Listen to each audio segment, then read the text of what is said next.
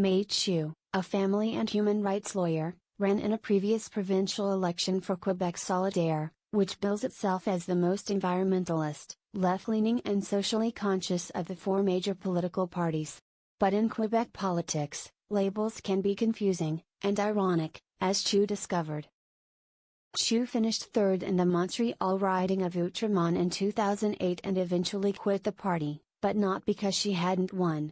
She left, in part, because of Quebec Solidaire's pledge to pass a law, if it takes power, that would prohibit hijab-clad Muslim women or turban-wearing Sikh men from holding certain jobs such as a judge or police officer.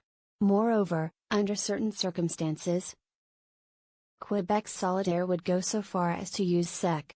33 of the Federal Charter of Rights and Freedoms, which allows governments to override certain rights granted under the legislation, to keep its law in force. Paradoxically, this position comes from a political party whose 2017 convention was interrupted by a mini-scandal after it was revealed the food table contained Israeli hummus.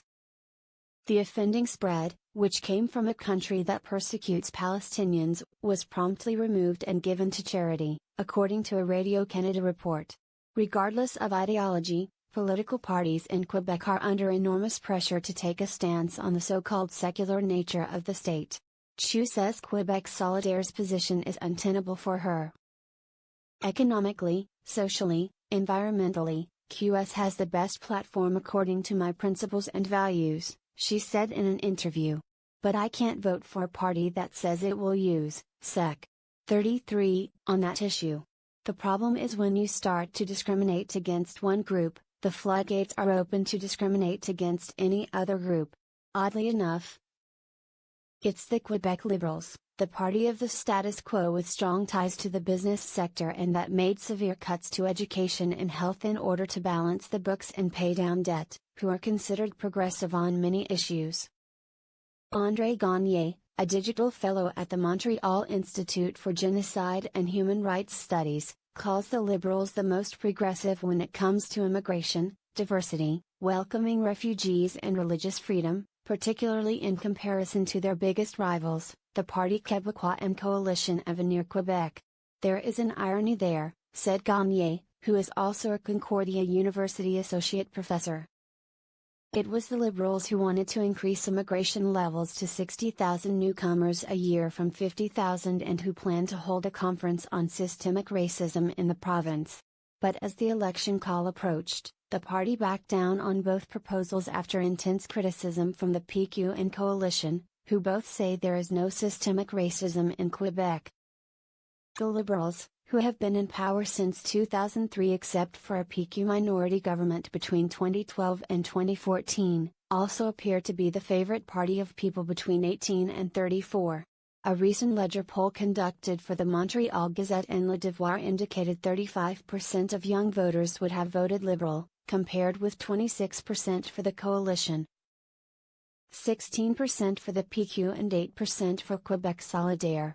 The support from the young can be explained by a variety of factors, Gagné said, such as the Liberals' staunch support for federalism, as opposed to the PQ and Quebec Solidaire, which are both sovereigntist. But the Liberals' positive stance on immigration, refugees and religious freedom is likely also a strong factor, he said. Gabriel Nadeau-Dubois, a Quebec Solidaire spokesman, said in an interview his party would only invoke Sec. 33 if Quebec's appeals court upholds its future secularism law but the Supreme Court of Canada rejects it. Our position is not perfect, Nadeau-Dubois said in an interview. But it has a great merit of being a compromise. He noted his party is the only one that has a hijab-wearing Muslim candidate in this election.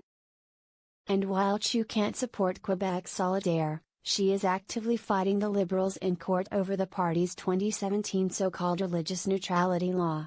Chiu represents a women's organization opposing Bill 62, which prohibits anyone from receiving or giving a public service with their face covered.